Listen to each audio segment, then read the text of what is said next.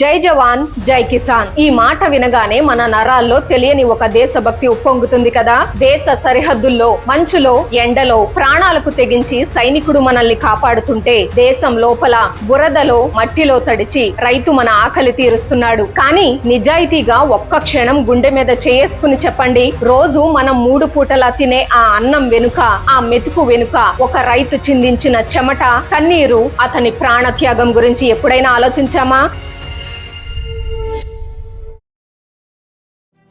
The numbers that feed a nation. మనది వ్యవసాయ ఆధారిత దేశం. ఈ డైలాగ్ మనం స్కూల్ పుస్తకాల్లో చదువుకున్నాం. కానీ ఈ రోజుకి ఆ మాట ఎంత నిజమో తెలుసా? తాజా లెక్కల ప్రకారం మన దేశ జనాభాలో దాదాపు 55% మంది ప్రత్యక్షంగానో పరోక్షంగానో వ్యవసాయం మీదే ఆధారపడి బతుకుతున్నారు. అంటే 140 కోట్ల జనాభా ఉన్న మన దేశంలో సగానికి పైగా ప్రజల ఇల్లు గడుస్తుందంటే దానికి కారణం వ్యవసాయమే. అంతేకాదు మన భారతదేశ జీడిపిలో వ్యవసాయ రంగం వాటా దాదాపు 17 నుంచి 18%. స్వాతంత్రం వచ్చిన కొత్తలో ఇది 50% పైనే ఉండేది. ఇప్పుడు సాఫ్ట్వేర్ ఇండస్ట్రీస్ పెరగడం వల్ల ఆ శాతం తగ్గినట్లు కనిపించినా 140 కోట్ల మందికి ఫుడ్ సెక్యూరిటీ ఇస్తున్నది మాత్రం ఆ మట్టిని నమ్ముకున్న రైతే. వేరే ఏ దేశం ముందు మనం అన్నం కోసం చెయ్యి చాపకుండా మనల్ని బతికిస్తున్నది ఆ అన్నదాతే. రైతే రాజు అంటారు, కానీ ఆ రాజు సింహాసనం మీద కూర్చోడు, ముళ్ళ కిరీటం పెట్టుకుని బతుకుతాడు. ఎందుకంటే ఒక రైతుకు అతిపెద్ద శత్రువు ఎవరంటే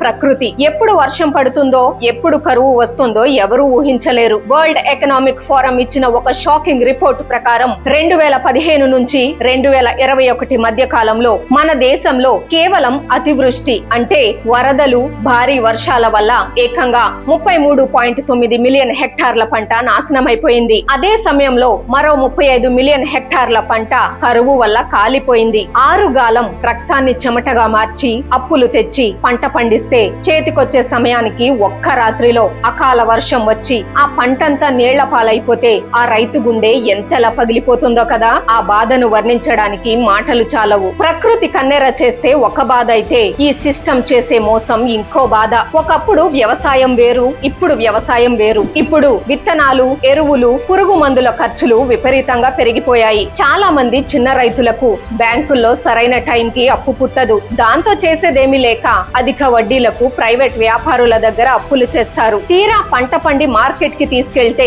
అక్కడ దళారుల దోపిడీ. ఏసీ రూముల్లో కూర్చుని కార్పొరేట్ కంపెనీలు వాళ్ల వస్తువుల రేటు వాళ్లే ఫిక్స్ చేసుకుంటే మట్టిలో కష్టపడిన రైతు మాత్రం తన పంటకు ఎంత రేటు ఇవ్వాలో ఆ దళారులను అడుక్కోవాల్సిన దుస్థితి. పెట్టిన పెట్టుబడి రాదు, తెచ్చిన అప్పులకి వడ్డీలు కట్టలేరు, అవమానాలు భరించలేరు. దీని రిజల్ట్ ఏంటో తెలుసా? 2024 నేషనల్ క్రైమ్ రికార్డ్స్ బ్యూరో వారి రిపోర్ట్ ప్రకారం ఒక్క ఏడాదిలోనే 10,546 మంది రైతులు, వ్యవసాయ కూలీలు ఆత్మహత్య చేసుకున్నారు. అంటే లెక్క వేసుకోండి, సగటున ప్రతి గంటకు మన దేశంలో ఒక అన్నదాత ఉరితాడుకు వేలాడుతున్నాడు లేదా పురుగుల మందు తాగి ప్రాణాలు విడుస్తున్నాడు. మన కడుపు నింపుతున్న ఒక మనిషి ఆకలితో అప్పుల బాధతో చనిపోతున్నాడు అంటే ఇది మనందరం సిగ్గుతో తలదించుకోవాల్సిన విషయం కాదా? మరి ప్రభుత్వాలు ఏం చేయట్లేదా అంటే చేస్తున్నాయి. రైతులను ఆదుకోవడానికి కొన్ని మంచి పథకాలను తీసుకొచ్చాయి. ప్రధానమంత్రి కిసాన్ సమ్మాన్ నిధి. దీని కింద అర్హులైన ప్రతి రైతు ఖాతాలో సంవత్సరానికి 6,000 రూపాయలు నేరుగా వేస్తున్నారు. కనీసం పెట్టుబడికి ఇది ఒక ఆసరాగా నిలుస్తోంది. ప్రధానమంత్రి ఫసల్ బీమా యోజన. ప్రకృతి వైపరీత్యాల వల్ల పంట నష్టపోతే ఆదుకోవడానికి తెచ్చిన క్రాప్ ఇన్సూరెన్స్ స్కీమ్ ఇది. Kisan credit card. ప్రైవేట్ వడ్డీ వ్యాపారుల చేతిలో మోసపోకుండా తక్కువ వడ్డీకే బ్యాంకుల్లో రుణాలు ఇవ్వడానికి ఈ కార్డ్స్ ఇస్తున్నారు. స్కీమ్స్ బాగున్నాయి, కానీ వాస్తవ పరిస్థితి ఏంటంటే క్షేత్ర స్థాయిలో ఉన్న చాలా మంది నిరక్షరాస్యులైన చిన్న సన్నకారు రైతులకు వీటిపై సరైన అవగాహన లేదు. టెక్నికల్ సమస్యల వల్ల ఈ సాయం అందరికీ చేరట్లేదు. ఇక్కడే సిస్టమ్ ఇంకా మారాల్సి ఉంది. సరే, ప్రభుత్వం ఏదో ఒకటి చేస్తోంది, మనకేంటి అని వదిలేయకండి. రైతు బాగుంటేనే దేశం బాగుంటుంది, మనం బాగుంటాం. ఒక సామాన్యుడిగా మన బాధ్యత కూడా ఉంది. పెద్దగా కష్టపడక్కర్లేదు, ఒక 2 పనులు చేయండి చాలు. మొదటిది, మాల్స్ కి వెళ్లి ట్యాగ్ వేసిన కూరగాయలను బేరమాడకుండా కొంటాం కదా, అదే అదే రోడ్డు మీద ఎండలో కూర్చుని అమ్ముకునే స్థానిక రైతు దగ్గర బేరాలాడకండి. వాళ్ళు పండించిన పండ్లు, కూరగాయలు డైరెక్ట్ గా కొనండి. మీ డబ్బు నేరుగా ఆ రైతు కుటుంబానికి చేరుతుంది. రెండవది